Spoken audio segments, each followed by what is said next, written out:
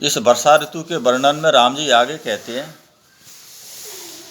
दादुर धुनि चहुँ दिशा सुहाई, वेद पढ़ें जनु बटु समुदायी, नव पल्लव भय बिटप अनेका, साधक मन जस मिले विवेका। राम जी कहते हैं, देखो चारों दिशाओं में मेढ़कों की आवाज़ आ रही है। इनकी ध्वनि ऐसे लग रही है जैसे मान लो विद्यार्थियों का एक समुदाय वेदों का पाठ कर रहा हो। अब किसी समय था जब गुरुकुल हुआ करते थे और वहाँ उन्हें वेद शास्त्र पुराणों की कथाएं मंत्र वगैरह सिखाए जाते थे। वो विद्यार्थी उनको पढ़ते थे, पाठ करते थे, याद करते थे। तो ऐसी धुनें आती थी मंत्रों की चारों तरफ, जैसी आज मेढ़कों की आ रही है। आज कलयुग में वेद शास्त्र पढ़ने वाले नहीं हैं, ये तो मेढ़कों की जगह टर्राते रहते हैं, जगह जगह कुछ भी बोल रहे हैं, कोई कुछ बोल रहा है, झूठ बोल रहे हैं। वो उसने कहा ना राम जी ने, झूठें लेना झूठें देना, झूठें भोजन झूठ चवेना। आज हमारे देश में झूठ का साम्राज्य है। संतरी से लेकर के प्रधानमंत्री तक सब के सब झूठ बोलते हैं। आज कुछ भाषण देते हैं, आज कुछ लोगों को आश्वासन देते हैं, करते उसके विपरीत हैं। तो आज के वर्तमान ने सब कुछ बर्बाद करके रख दिया। राम जी कह रहे हैं, जो सूखे हुए वृक्ष थे उन सब में अब पत्ते आ गए, हरे भरे हो गए। ऐसे लगता है जैसे कुछ साधना करने वाले साधक को विवेक उत्पन्न हो जाए, उनको विवेक मिल जाए, उसके अंदर विवेक प्रवेश कर जाए। इसी प्रकार से सूखे पेड़ों में पत्ते आ गए, हरे भरे हो गए। कि अर्क जबास पात बिनु भयऊ, जस सुराज खल उद्यम गयऊ, खोजत कतहु मिले नहीं दूरी, करे क्रोध जिम धर्मय दूरी। मंदार और जवासा ये दो ऐसे पेड़ होते हैं, ये वर्षा ऋतु आते ही इनके पत्ते झड़ जाते हैं। उसी प्रकार राज्य में दुष्टों का जो परिश्रम है, यदि कोई धर्मात्मा राजा है तो उन दुष्टों की दुष्टता दिखाई नहीं देती। उनके सारे किए धरे कार्य खत्म हो जाते हैं। खोजत कतौ मिले नहीं धूरी, इस वर्षा ऋतु में अगर आप धूल को ढूंढोगे तो आपको कहीं धूला नहीं मिलेगी। ठीक इसी प्रकार से क्रोध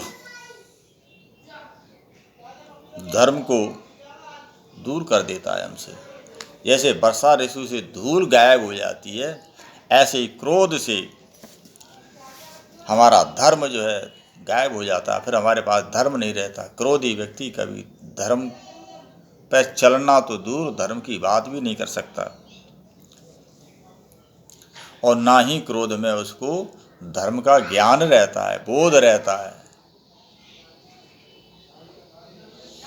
सस्य संपन्न सोहमहि कैसी, उपकारी के संपत्ति जैसी, निशितम घन खद्योत विराजा, जनु दम्भिन कर मिला समाया। और धान की जो फसल है, जो बरसात में होती है, वो लहलहा रही है। उस फसल से पृथ्वी बड़ी सुंदर शोभित हो रही है।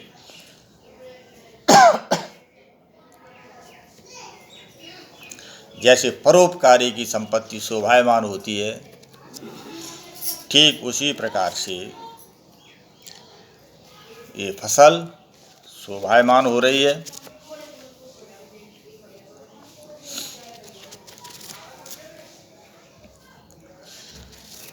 रात को अंधकार में चूँकि बादल होते हैं, रात अंधेरी होती है, तो उसमें जुगनू जो होते हैं वो जगह जगह टिमटिमाती हैं।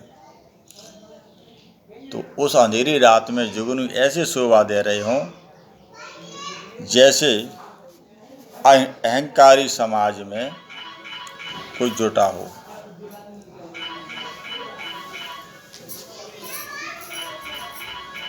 क्योंकि अहंकारी के पास तो कुछ भी न हो, थोड़ी सा कुछ हुए ना, उसी पे वो अपना सब कुछ बता देता है कि हम क्या हैं।